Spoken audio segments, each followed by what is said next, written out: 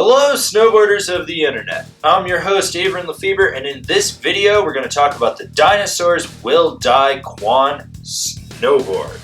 That's right, we're doing a review. The Kwon features Dinosaurs Will Die's action camber, which is traditional camber down into a flat with a very small micro rocker zone out at the tips. This board is available in 153, 155 wide, 156, and 159. I rode this board at Arapahoe Basin on a day that was sunny and bluebird that had pockets of fresh snow, pockets of chunder snow, perfect corduroy groomers with my K2 Indies and my K2 Thraxis boots. This board has that middle of the road, fun, versatile flex for going all over the mountain. So you have a stiffer area between the feet, then more play out in the tip and the tail. There's a fair amount of torsional flex, and if you really want to get into it, you can just bend it like this, just get all your weight deep into it. That flex is nice and versatile though. When it comes to stability, the board is actually lively. It's not damp and dead, so you will feel a little bit of chatter underfoot. And like I said, the tips are softer, so you might notice a little bit of flap out there. But overall, this is a board you can send it in the park, you can send it off a cat track, and you can ride all over the mountain. This is a board you gotta load up to get snap and pop with, but when you do, it's ample and it doesn't suck.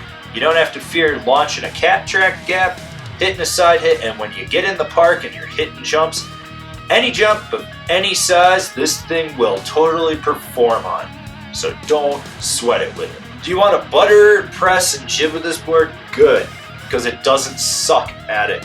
That rocker into the flat zone creates a perfect flex point where you can lock in and then just bend and twist the board.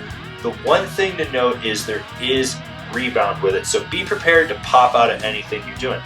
Want to get sideways on a rail? That camber zone between the feet will completely hug it. This is one of those boards where you can go at a jib or a butter with slow speed and not have to worry about it, but I would say like ample or high speed is a little bit better. Overall, this board does not fucking suck at jibbing. Want to carve? Good. Set it and forget it. This board locks in and rips. You can really engage with this board and drive it hard. You want to get low and deep? Go for it. You want to try a full circle carve? Yeah, you're golden. Don't sweat it.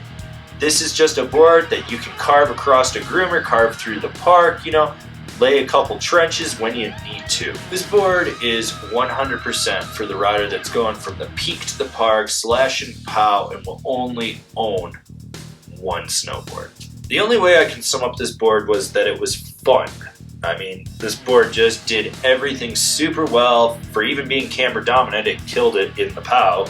And then it just dominated the park and it did what I wanted it to do. It's a board that you can get on and you know how it's gonna ride right away and you don't really have to adjust to it. It's a true quiver of one. What boards would be comparable to the Kwon?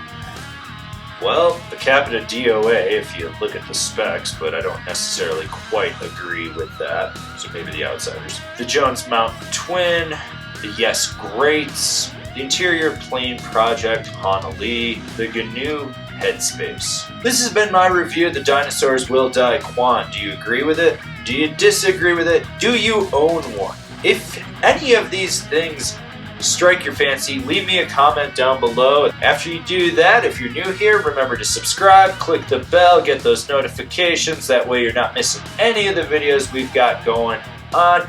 And if you'd really like to support us, check out Angry Snowboarder VIP. There's stickers. That's where I'm going to leave that at. As always, I've been your host, Avran LeFeber, and I'll see you in another video.